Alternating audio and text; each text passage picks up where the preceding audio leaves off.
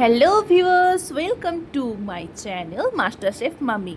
তো আজ আমার বাড়িতে খুব পরিচিত দুটো গেস্ট এসেছে। তো তাদের আজ আমরা কি খাওয়াবো?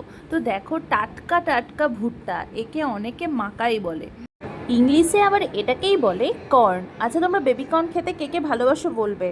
তো এইটাকে এখন দেখো, আমরা টাটকা টাটকা ভুট্টাকে ভালো করে ছুলে নিয়েছি। এবার ছুলে নেওয়ার পরে এটাকে ধোয়াধুয়ি করতে হয় না।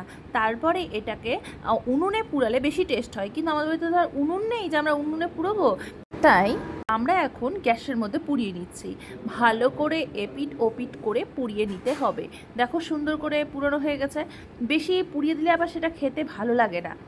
তো কচি কচিও ভালো লাগে, আর একটু যেটা বুড়ো হয়ে যায় খেতে, সেটাও আমার বেশ ভালো লাগে। অতটা মিষ্টি মিষ্টি লাগে না।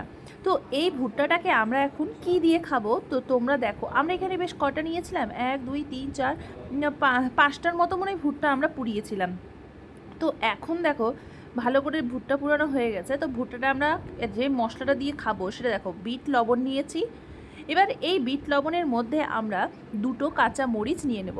এই কাঁচা মরিচটাকে ভালো করে থেতলে দিতে হবে। তোমরা চাইলে হাত দিয়ে করতে পারো, আবার চামচ দিয়ে বা চাকু দিয়েও করতে পারো। এখন ভালো করে থেতলে নিয়ে পরে তার মধ্যে দেখো আমরা দিয়ে দেব ওই লেবুর রস। তো লেবুর রসটা ভালো করে চিপে দিয়ে দিতে হবে, আর সেটাকে সুন্দরভাবে মাখিয়ে দিতে হবে। আচ্ছা, তাছাড়া তোমরা যদি মনে করো যে অন্য রকম মশলা তৈরি করবে, তাহলে তোমরা করতে পারো, কিন্তু যারা যারা আলাদা আলাদা মশলা দিয়ে খাও তারা প্লিজ কমেন্ট বক্সে আমাকে জানাবে যে কী কী ধরনের মশলা দিয়ে খাও। তো এখন দেখো, আমরা লেবুর সেই চোকাটা নিয়ে ভালো করে লাগিয়ে, এবং সেটা দিয়েই আমরা ভুট্টাটার গায়ে সুন্দর করে লাগিয়ে দিচ্ছি মশলাটা। একটার পর একটা মশলাগুলো আমরা সুন্দরভাবে লাগিয়ে দিচ্ছি, দেখো। আর ওই যে দেখো, সাইডে প্লেট রাখা আছে, ওটাকে দেখো না, তোমরা শুধু ভুট্টাতে কনসেন্ট্রেট করো। তো দেখো, একটার পর একটা ভুট্টাগুলোকে আমরা সুন্দর করে রেখে দিচ্ছি, করে নিচ্ছি। দেখো তো, এই কয়টা ভুট্টা আমরা পুড়িয়েছিলাম, আমি কি ঠিক বলেছি 5টা? এখন তো দুটো হয়েছে, এটা একটা গেল, 3টে।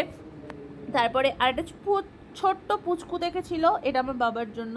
তো দেখো, এটা এটা নিয়ে হচ্ছে 4টা।